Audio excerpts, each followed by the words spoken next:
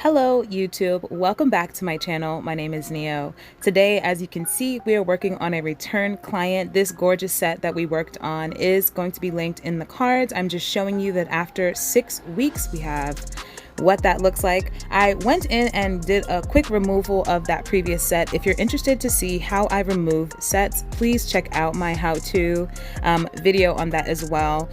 It goes in depth and explains everything about how I like to, take down a set when a client comes back for a refill slash redesign. So after that has been done, I sprayed her down with some alcohol and I'm using this plastic tipped cuticle pusher. It's actually really soft. So if it looks like I'm pressing aggressively, I'm not. And it doesn't scrape the nail plate like a metal would. It just pushes the skin back and exposes that dead skin so that I can go in and, start the prep. So I'm using a little bit of a different bit today. I am using a ceramic cuticle prep bit. It is not pointy and it is a red abrasion. So I have my e-file at a very, very low speed. And as you can see, I am just using it very flat to the surface of the nail to scrape up any dead skin that has been growing in the time that she had this set. So as you can see, the back portion of the nail is exposed and we're getting, a good amount of skin up off the nail plate. I was just trying this bit out and the client actually told me that she really enjoyed the way that this felt. It was really light and didn't hurt. It shouldn't hurt, but she did mention that she did like the feel of this bit. The great thing about using ceramic bits is that they do have sharper teeth occasionally, and because they are ceramic, they do not get hot like carbide bits, metal bits do. So I'm just using it on the natural nail. I have my e-file at a very, very slow speed, and I'm just lightly using it to scrape off any dead skin on the nail. I am going to go in with my regular diamond skiver bit as well, just because I felt like I wasn't able to get up under the skin like I'd like to. I like to use, because this is not a pointy bit, it's kind of like a flat top cuticle bit. I like to use my diamond skiver bit to go in and further get up under the eponychium of the skin to kind of flake away any skin that might be, hiding up under there. After that, I'm going in with my fine sanding band and we are just going to be smoothing out the surface of the nail and kind of evening out the previous acrylic that is already on the nail plate. So I removed any lifting that was there from the previous set. As you can see, I'm showing it to her. And like right there, I'm just using the e-file to thin it out a bit so that we don't have this huge line of demarcation from the previous enhancement to the natural nail. I'm also using the file to remove any additional dead skin and to buff the surface of the natural nail so that when we go in for that refill on that back portion of the nail that has grown out in the time, we have a nice base to apply the acrylic to.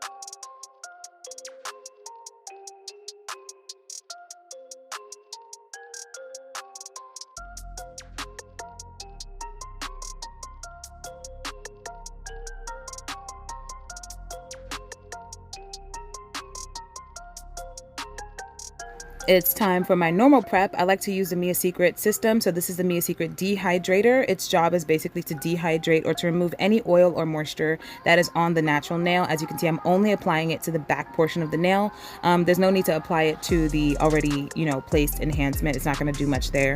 Then I'm going to go in with the second coat of primer. So this is the Extra Bond by Mia Secret. I'm again only applying it to the natural nail.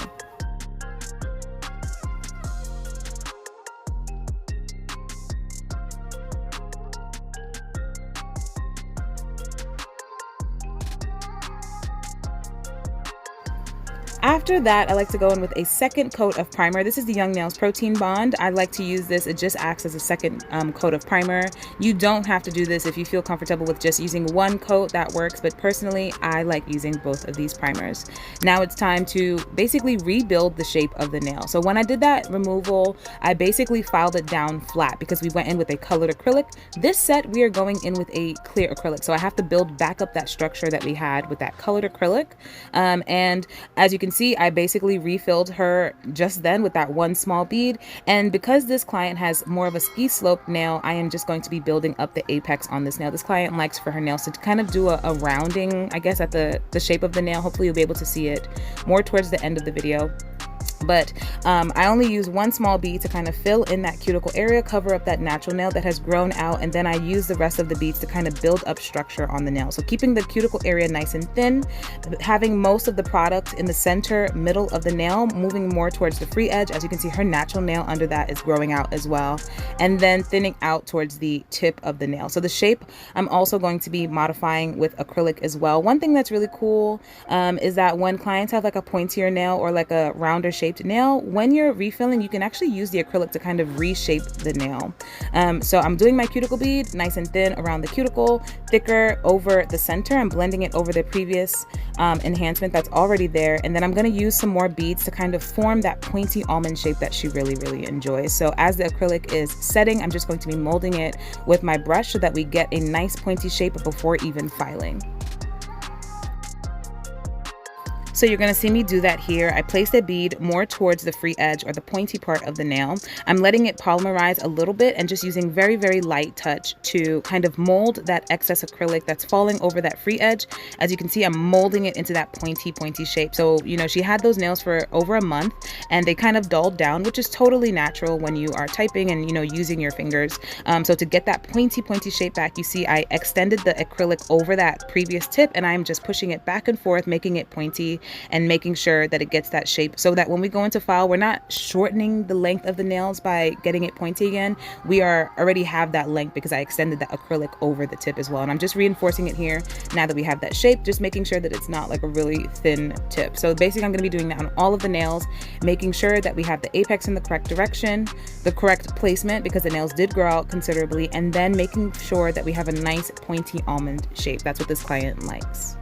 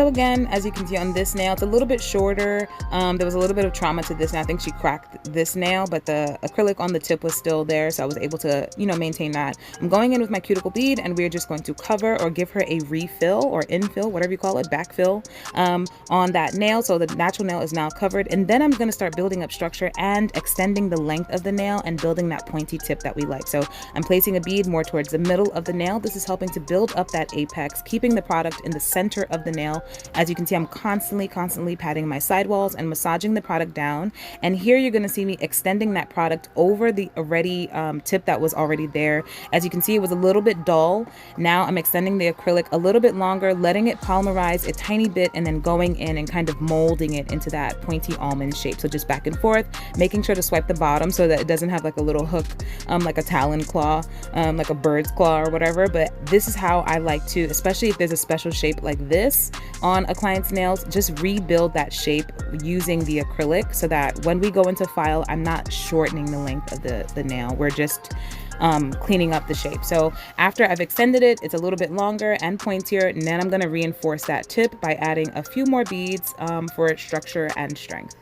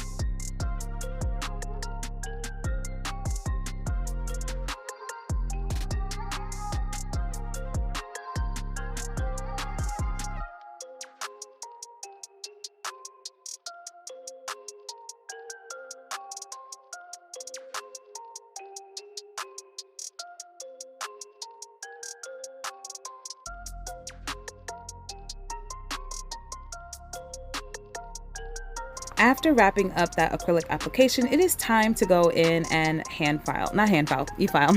So I'm going in with my narrow medium carbide bit, and it is not a safety. I am just going to be smoothing out the surface of the nail, cleaning the cuticle and sidewall areas, removing any acrylic that might have touched the skin, and getting rid of excess dead skin as well. I did a lot of that in this filing situation here. So just going around, and wherever I felt like I could see the product touching the skin, just using the e-file very, very lightly to remove that as well.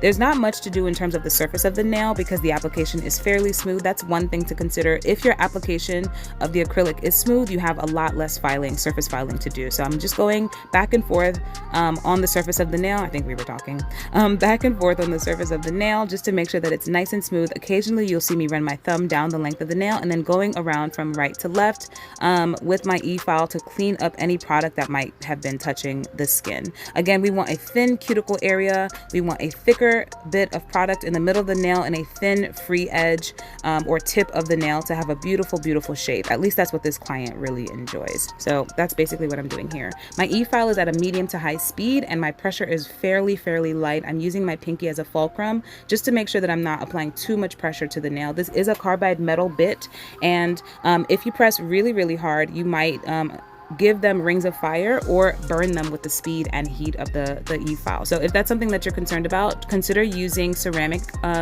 bits. They do not generate as much heat as a metal carbide bit, but you can just lower your e-file as well.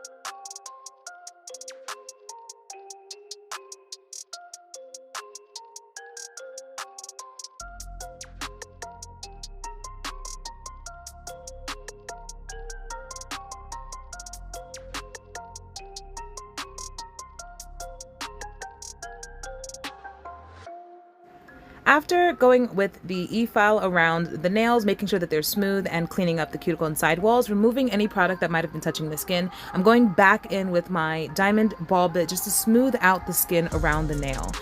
While I was doing that, a bit of the skin kind of flecked up, so I'm just using this ball bit to smooth out the skin so that we don't have that appearance after the nails are done. So doing this, I have my e-file at a slow to medium speed. This does not hurt the client. If anything, some of them say that it actually feels like a small massage. But basically all it does is kind of sand down any dead skin that is on that area of the nail or the skin, and it just gives you a nice smoother appearance. So this is an option for anyone who doesn't feel comfortable. I also use it under the nails if I see like acrylic on the skin, but this is a good option for anyone who might not feel comfortable using like a cuticle nipper or a scissors to kind of clean up the skin. As you can see, there's a bit of acrylic on the skin. I just use that ball bit to kind of clean up the skin, make it a nice smooth and buffed appearance.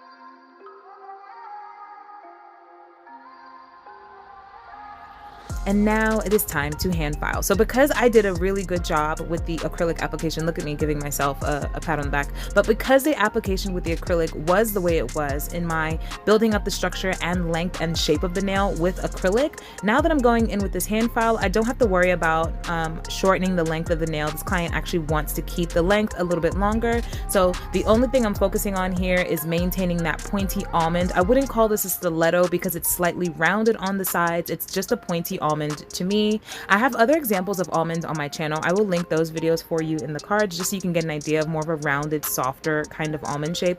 But this client prefers a pointy almond. So my main focus here is, as you can see, smoothing out the nail a little bit, but making sure that that shape is nice and sharp for her.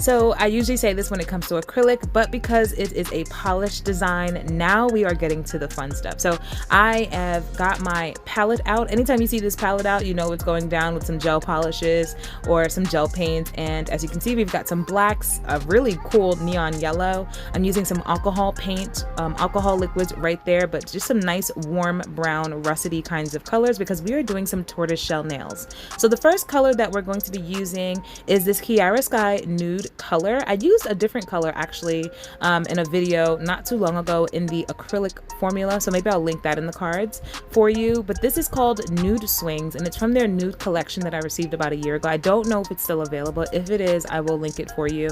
And I just wanted to give her a nice solid base on one of the nails because we are going to be painting a French design with this tortoise shell. So just to give her a nice coverage of the nail, because we did do a clear acrylic base, I just wanted to cover up that natural nail so that we have a nice smooth and even colored appearance. After this, I'm going to have her cure for a full 60 seconds and then we'll move on with the design. So to accomplish a tortoiseshell nail, you have to basically work in thin sheer layers. It's a buildable design. So what I'm actually doing is ruining my base gel polish, but I took a random base gel polish. This is from iGel Beauty, and mixed it with one of those tan, brown, and orange colors that I had on my palette. So I'm basically taking the gel polish brush out of the container. It has gel polish clear on it, like base gel. I dip it into a little bit of that brown and paint a coat onto the natural nail, or the clear acrylic nail. And as you can see, it's a very sheer kind of jelly kind of color. I would just advise trying to get like jelly colors. I've seen them on like AliExpress and things like that, but I didn't have that and we are making do. So I'm gonna apply a coat of that to all of the nails, and this is a very sheer layer. If I feel like I pick up too much color, I just go back into the gel bottle. So I'm pretty sure my gel polish, my base gel, is brown at this point after having done this design, but my focus is to work in very, very thin layers just because the design is not going to be encapsulated. As you can see, it wasn't enough color. So I dabbed onto a few of those brown and orange colors, and then I'm just using the rest of that base gel, it's a clear gel, to kind of sheer out that color so we have enough pigment. I'm going for more of an orangey base, and we're gonna build up the darker tones a little bit after. So just again, applying a more of a jelly kind of color. As you can see, I picked up some brown, and I'm just using the base clear gel polish on the brush to kind of sheer out those colors and basically give myself a jelly kind of amber colored base to the nail. Once I'm happy with the coating, I'm going to have her cure for a full 30 seconds, and then we'll move on to the next part of this tortoiseshell design.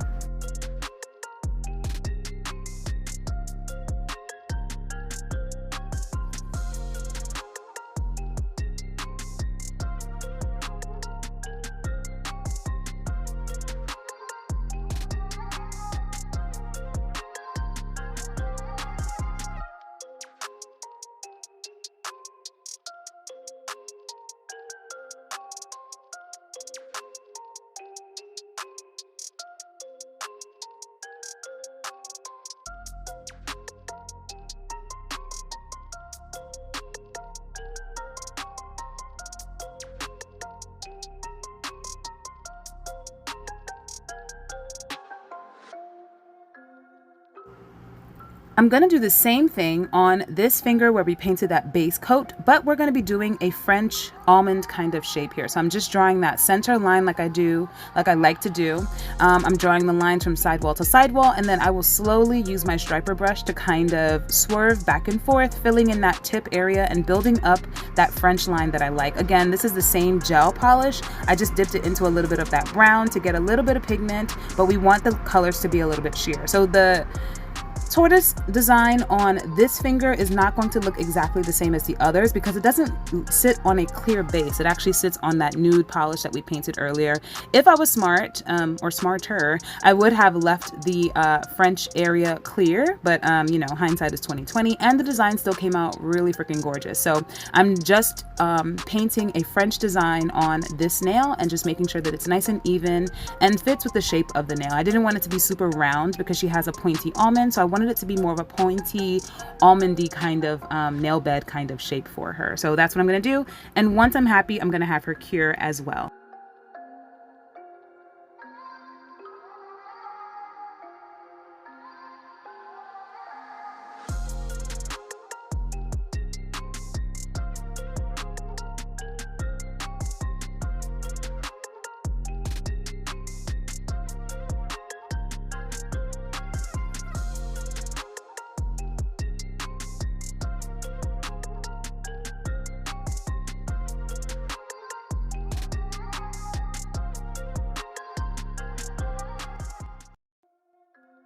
So the saving grace of this design is blooming gel. Guys, I can't tell you enough. So when I was doing my research, I saw a lot of tortoiseshell nails that kind of look like just black polka dots on a brown base, but I didn't like that. The ones that I really liked had like this really soft effect, and then the center of the dot was dark. So the only way that I could think to do this was with my blooming gel. So I'm going in and applying blooming gel to all of these nails, and on the French nail over that brown area that we painted that French on. So blooming gel, you do not cure. Whatever you add on top as far as jelly or gel polish goes, it will slowly allow the edges of the color to kind of dissipate and spread, and you get this really soft color instead of a dark, solid, opaque look. So that's the goal in terms of the blooming gel. So I'm not going to cure. I'm being very careful with this French area not to get it on the nail bed color. And then I'm going to go in with a medium kind of brown. This is a brown alcohol ink that I got from is it iGel? Yes, iGel Beauty. And as you can see, I'm just drawing in some small dots. This is where I'm basically building up that tortoise-shell pattern, and trust me, it gets worse before it gets better, but by the end it's going to be super duper gorgeous. So I'm just drawing in random dots on the nail, trying to vary it up. So if I have one in the right side of the cuticle area, the next one will have it on the next. I wanted a dot in the middle. I just want it to look natural and kind of not necessarily forced, the design, or like perfect. So just kind of, you know, dot dot dabbing on the nail. And this is the brown iGel ink polish. You can definitely use these for like marble nails. I see that a lot in terms of using alcohol inks. To kind of get the color to dissipate, I'm going in with a brush, and it just has alcohol on it, and it just kind of erases a little bit of that pigment, but I'm getting a little bit of the tone of the darker brown that I want on this tortoise shell. So it's not supposed to give you necessarily a circle kind of shape, but just to give you some hints of a darker color kind of sitting on that tortoise shell. So I'm just using some alcohol on this brush and just erasing pretty much wherever I don't want to see too much of the brown. One thing to keep in mind with blooming gel is you must clean your sidewalls. You guys saw the beautiful shape that we had on these nails from the acrylic application down to filing, how we want that nice, gorgeous, pointy almond. I am applying layers and layers of blooming gel. If you do not wipe your sidewalls, you will warp your shape. So the blooming gel will kind of run down the nail or glob up on the side, and when you cure, you're gonna have to file away all of that gorgeous design. So now I'm working with more of those browns and black gel polishes that you saw on my palette, and I applied a second coat of blooming gel after having cured after the alcohol inks, and I'm just going in the same kind of area. So as you can see, I'm using a ball dotting tool to pick up a medium brown and I think it was like an orange, a medium brown, and like even an eggplant kind of red color, because I wanted it to be a little bit on the reddier side.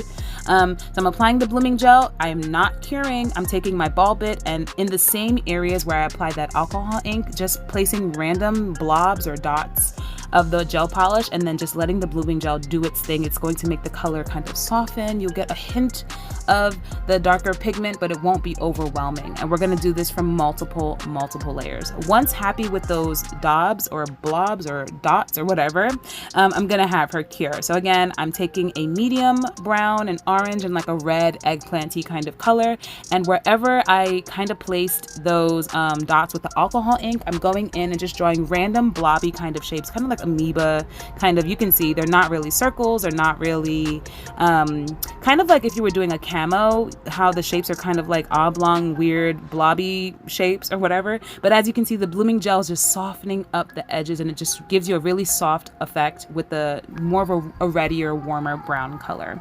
Once I'm done with all of these dots and placing these darker areas, you must, say it with me, wipe your sidewalls before you cure. I'm gonna have this client cure for another full minute to lock down this layer of gel.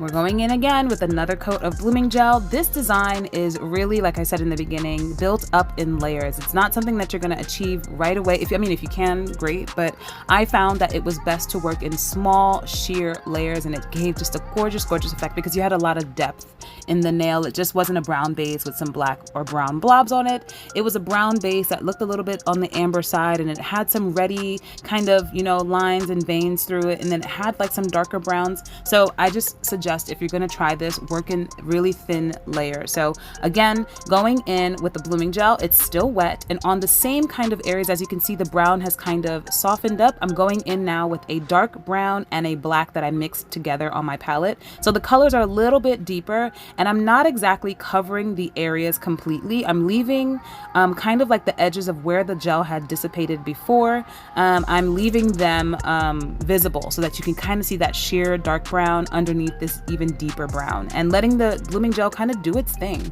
Also, if I feel like there's blank spaces on the nail, I'm just going to add small dots towards the middle of the nail if there's just like empty space. That's the beautiful thing about these designs, is that there's no rhyme or reason. There's no rule that says that tortoiseshell has to look a certain type of way. It's just implied in the design. So I'm adding, it's a dark brown and a black mixed together. So the color is getting a little bit deeper, and as you see there, I just added a small blob randomly in the middle of the nail. I just felt like the middle was a little bit empty. After that, we are going to wipe the sidewalls and then have her cure to lock in this layer of the design.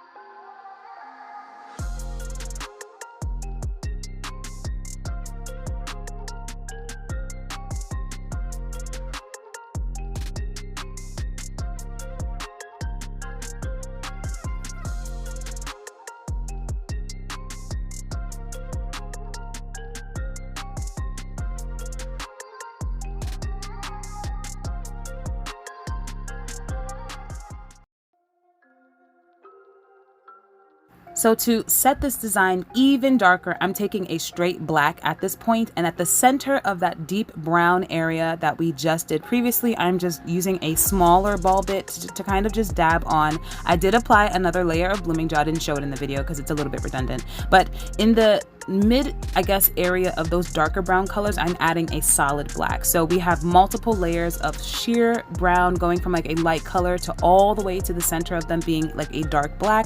And I think that that's what makes this design look really cool. You get all of these layers, and it's just really, really pretty. So the black kind of dissipates on its own due to the blooming gel, and I'm just adding wherever I feel like it needs just a touch of something darker. I'm just going to use my small dotting tool, as you see on the tip there, to just add a little bit more black. As you can see, the blooming gel is dripping down over that pointer finger. So that's what I'm talking about in terms of not wiping your sidewalls. Don't worry, I will fix that towards the end, but it's just very important. As you can see, I added some blooming gel to this nail as well, and just trying to even up because I'm gonna have to do some filing after anyway. But I'm just adding the final layer of this black because she wanted it to be a little bit deeper in terms of the shell design, and I think it came out really, really cool. So after adding the black, we are going to cure again after wiping the sidewalls, and then I'll tell you what I did after that.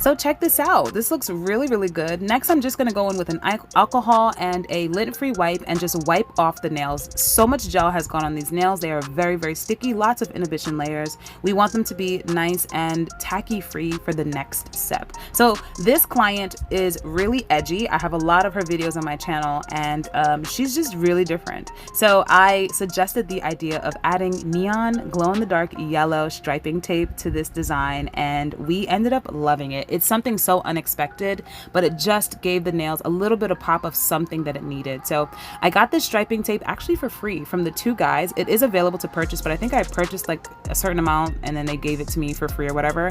But it comes in a sticky sheet and has various thicknesses of striping tape. Now, striping tape, I remember using back in the day, is so difficult to use because no matter how much top coat you added to them, they always kind of peeled up and off the nail. And as you can see, I'm doing magic here and curving this striping tape. I remember when I was doing it, I was just kind of like, I don't know if this is gonna work, but it totally worked. So I am placing the striping tape and holding it while pulling it with the tweezer, and it just kind of curves nicely around that French design that we painted earlier. There is a bit of rippling happening towards the center part of that French, but it will get covered up, and I'm going to show you how I made sure that this striping tape did not come off this design. After applying it to this nail, I'm going to apply a single strip of tape down the pointer finger as well, just to tie it in. And as you can see, it just cleaned up that French really lovely. And just to continue this neon color, and it does glow in the dark, so that was cool too, I am just taking it down the center of her pointer finger, making sure that it's as straight as possible. I felt like I was so nervous when doing this because it just kept wobbling in like micro, I don't know, centimeters or whatever, but it just kept moving to the side just a tiny bit, and I was just like, can you please just go straight? But it ended up being really, really cool. So that's basically what I'm doing here.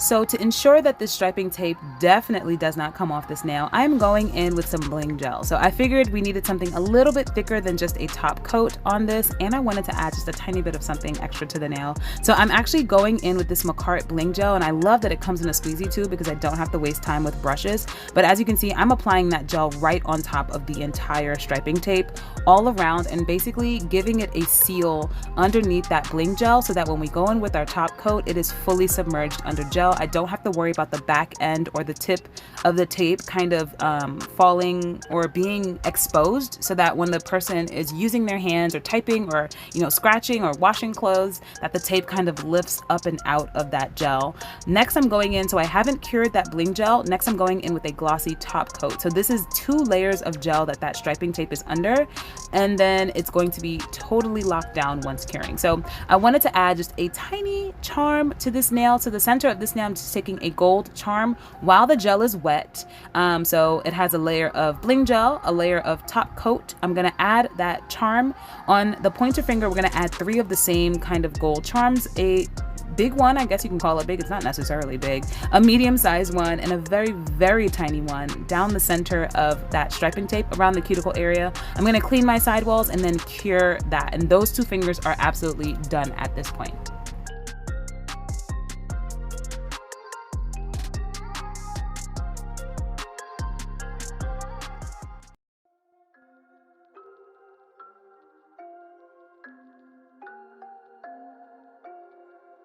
Last thing for us to do is just to glossy top coat the rest of the nail. So when I was doing this design, I asked her, I was like, you know, do you want to go matte? And she was like, no, glossy is the way to go in terms of tortoise. It just has to be glossy. And she was absolutely right. Like, she told me she got so many compliments on this design. Even I was shook. I was just kind of like, I've never done tortoise before. I've seen it like on Instagram, little demos, and I've seen pictures of it, but I just kind of used, you know, my intuition and, you know, figured it out. That's the beauty with nails. It's art. It doesn't have to be right in terms of what other people say. You do whatever works for you. And as you can see, these nails came out looking so cool, guys. Like, I'm so impressed with this set and with my work. I have multiple shots for you so you can see how cool and graphic it looks with that neon yellow as well. Thank you so much for watching. Please let me know if you really, really like this one and if there's another animal print that I should try. Like if you like, subscribe, watch more of my videos, and I'll see you in the next one. Bye.